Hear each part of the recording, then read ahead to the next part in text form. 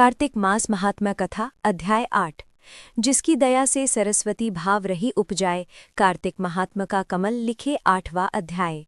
नारद जी बोले, अब मैं कार्तिक व्रत के उद्यापन का वर्णन करता हूँ जो सब पापों का नाश करने वाला है।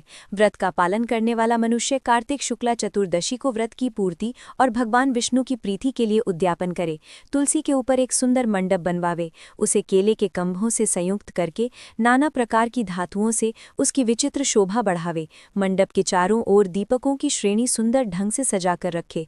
उस मंडप में सुंदर बंधनवारों से सुशोभित 4 दरवाजे बनावे और उन्हें फूलों से तथा चंवर से सुसज्जित करे। द्वारों पर पृथक पृथक मिट्टी के द्वारपाल बनाकर उनकी पूजा करे।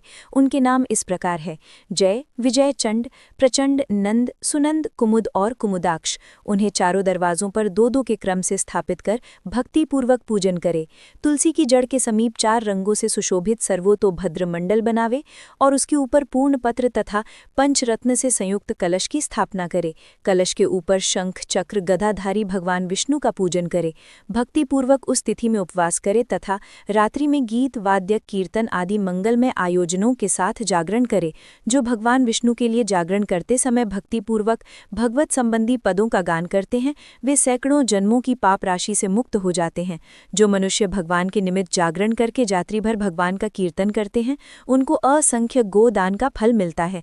जो मनुष्य भगवान की मूर्ति के सामने नृत्य गान करते हैं, उनके अनेक जन्मों के एकत्रित पाप नष्ट हो जाते हैं। जो भगवान के सम्मुख बैठकर कीर्तन करते हैं और बंसी आदि बजाकर भगवत भक्तों को प्रसन्न करते हैं तथा भक्ति से रात्रि भर जागरण करते हैं, उन्हें करोड़ों तीर्थ करने का फल मिलता है।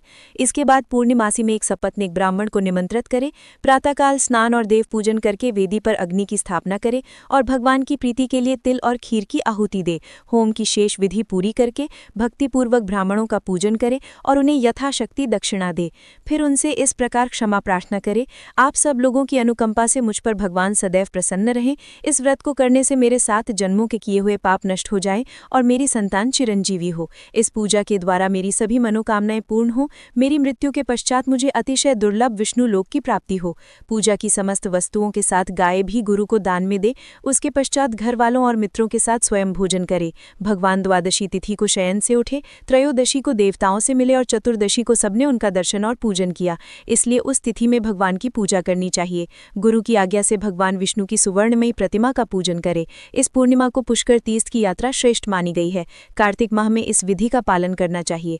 जो इस प्रकार कार्तिक के व्रत का पालन करते हैं वो धन्य और पूजनीय हैं, उन्हें उत्तम फल की प्राप्ति होती है। जो भगवान विष्णु की भक्ति में तत्पर हो कार्तिक में व्रत का पालन करते हैं, उनके शरीर में स्थित सभी पाप तत्काल नष्ट हो जाते हैं। जो श्रद्धापूर्वक कार्तिक के उद्यापन का महात्म्य सुनता या सुनाता है, वो भगवान विष्णु का सायुज्य प्राप्त करता है। धन्यवाद। अगर आपको ये कथा भावपूर्ण लगी हो तो कृपया इसे शेयर करें और हमारे चैनल ऋतु की कहानियां को सब्सक्राइब करना ना भूलें। कार्तिक मास की अन्य कथाओं के लिए जुड़े रहिए। जय श्री कृष्ण।